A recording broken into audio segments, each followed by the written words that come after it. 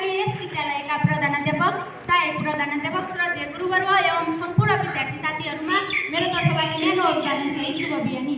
आज म यहाँहरूमा शिक्षा क्षेत्रमा सामाजिक सञ्जालको प्रयोग र प्रभाव शीर्षकमा आफ्ना केही भनाइहरू राख्न उपस्थित भएकी छु।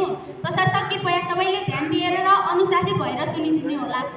मानव सभ्यताले आज सूचना तथा सञ्चार प्रविधिको अभूतपूर्व चरणमा प्रवेश गरिसकेको छ। आजको युग सूचना तथा प्रविधिको युग हो र यस युगको सबल पहिचान बनेको छ सामाजिक सञ्जाल। सामाजिक सञ्जाल भनेको इन्टरनेटका माध्यमबाट मानिसहरूलाई आपसमा जोड्ने, सूचना तथा ज्ञानहरू आदान प्रदान गर्ने डिजिटल प्लेटफर्म हो। युट्युब, व्हाट्सएप, इन्स्टाग्राम, फेसबुक आदि आजका मुख्य सामाजिक सञ्जालहरू हुन्। यी सञ्जालहरू आज विश्वव्यापी रूपमा फैलिएका छन्। विश्वका अधिकांश मानिसहरूले यसको प्रयोग गर्दै आएका छन्। statista.com का अनुसार विश्वका लगभग 63.9% मानिसहरूले यसको प्रयोग गर्ने गरेका छन्। त्यसैगरी नेपालको सन्दर्भमा हेर्ने हो भने डाटा रिपोर्टलका अनुसार नेपालको कुल जनसङ्ख्याको लगभग 48.1% मानिसहरूले सामाजिक सञ्जालको प्रयोग गर्ने गरेका छन्। यसरी सामाजिक सञ्जालको बढ्दो प्रयोग सँगसँगै यसले हाम्रो दैनिक जीवनसँग घनिष्ठ सम्बन्ध गाँसिसकेको छ र ठुलो परिवर्तन ल्याएको छ। फलस्वरूप शिक्षा क्षेत्र पनि यस परिवर्तनको लहरासँगै जोडिएको छ। शिक्षा क्षेत्रमा सामाजिक सञ्जालको प्रयोग दिन प्रतिदिन बढ्दै गइरहेको छ, जस अन्तर्गत शिक्षक र विद्यार्थीहरूबीच सूचना आदान प्रदान गर्न, अनलाइन कक्षाहरू सञ्चालन गर्न, डिजिटल रेडियोहरू मार्फत सिकाइ प्रक्रियालाई अगाडि बढाउन, विभिन्न नोट्सहरू साटासाट गर्न, असाइनमेन्टहरू बनाउन जस्ता विभिन्न कार्यमा सामाजिक सञ्जालको प्रयोग गर्ने गरिएको छ। यसै अन्तर्गत पुरा शिक्षा क्षेत्रलाई विश्वभरि फैलाउन होस् या पुरा विश्वलाई एउटा विद्यालयका रूपमा स्थापित गर्न सामाजिक सञ्जालको प्रयोग गर्ने गरिएको छ। उदाहरणका लागि परम्परागत रूपमा शिक्षा प्रणाली केवल अपर्याप्त कक्षाकोठा, शिक्षक र पाठ्यपुस्तकमा सीमित थियो, तर अहिले सामाजिक सञ्जालको प्रयोगले शिक्षाको सिमाना भत्किएको छ। यो विश्वव्यापी रूपमा फैलिएको छ। यस परिवर्तनलाई शिक्षा क्षेत्रमा सामाजिक सञ्जालले गर्दा आएको उल्लेखनीय परिवर्तन भन्न सकिन्छ। त्यसैगरी सामाजिक सञ्जालले हाम्रो जीवनमा यस्ता निकै अनेकौँ सकारात्मक परिवर्तनहरू पारिरहेको छ, जस अन्तर्गत सामाजिक सञ्जालको प्रयोगले आज विद्यार्थीले विश्वकै उत्कृष्ट शैक्षिक सामग्रीहरूमा सहज तरिकाले पहुँच प्राप्त गर्न सकेका छन्। विशेष गरी ग्रामीण तथा पिछडिएका विद्यार्थीहरूका लागि यो निकै प्रभावकारी बनेको छ र त्यसैगरी शिक्षकहरूले आज सामाजिक सञ्जालको प्रयोग मार्फत विद्यार्थीहरूलाई नयाँ डिजिटल प्रविधि मार्फत सिकाइ प्रक्रिया सिकाइरहेका छन्। यसले गर्दा विद्यार्थीहरूले नयाँ नयाँ कुरा जान्ने, जुनसुकै कुराको बारेमा पनि थाहा पाउने अवसर पाएका छन्। त्यसैगरी ज्ञान र सूचना आदान प्रदान प्रक्रिया छिटो र सहज बनेको छ। विद्यार्थीहरूमा आत्मनिर्भर, जिज्ञासा तथा सृजनशीलताको विकास भएको छ। विद्यार्थीहरूमा स्व-अध्ययन जस्ता बानीको पनि विकास हुँदै गइरहेको छ।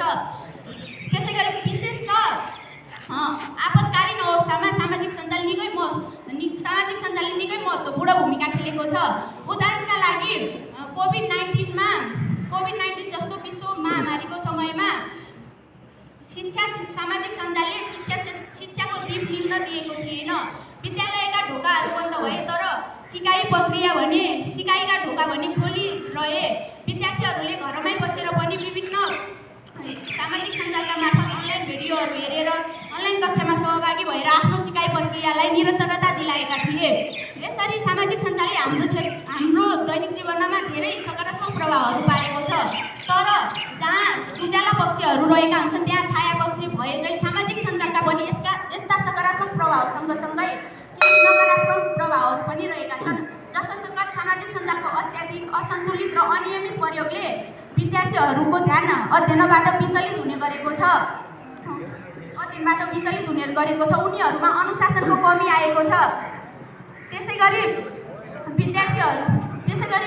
यसको सानो कुरामा पनि सामाजिक सञ्जालको प्रयोग गर्ने बानीले विद्यार्थीहरूमा आफैले सिर्जना गर्न सक्ने क्षमता कम भएको छ। उनीहरूमा अनुसन्धान गर्ने क्षमतामा कमी आएको छ।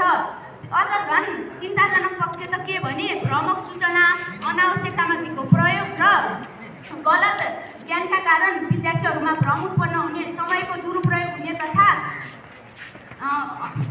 साइबर अपराध जस्ता समस्यामा पर्ने समस्याहरू बढिरहेका छन्। यसरी सामाजिक सञ्जाल सञ्जालले हाम्रो जीवनमा सकारात्मक प्रभाव सँगसँगै धेरै नकारात्मक प्रभावहरू पनि पारेका छन्, जसको समाधानका लागि शिक्षक, अभिभावक र विद्यार्थी तीनवटै पक्षले ध्यान दिनुपर्ने, महत्त्वपूर्ण भूमिका खेल्नुपर्ने आवश्यक हुन्छ, जसका लागि शिक्षकले विद्यार्थी तथा अभिभावकलाई सचेत बनाउने मार्गनिर्देशन गर्नुपर्छ। अभिभावकले विद्यार्थीलाई सही कुरा सिकाउने ध्यानमा राख्ने गर्नुपर्छ भने विद्यार्थीले आत्मनियन्त्रण तथा अनुशासनको पालना गर्नु अति आवश्यक हुन्छ। तसर्थ अन्त्यमा त म यही भन्न चाहन्छु कि सामाजिक सञ्जाल न त पूर्ण रूपमा राम्रो छ, न त नराम्रो नै। यसको प्रयोगकर्ताको चेतना ज्ञानमा निर्भर पर्छ। हामीले कसरी प्रयोग गर्नुपर्छ, कसरी के गर्नुपर्छ भन्ने कुरामा निर्भर हुन्छ। तसर्थ हामी सबैले सामाजिक सञ्जालको प्रयोग अन्धकार हटाई उज्यालोको दीपमा ल्याउनका लागि गरौँ।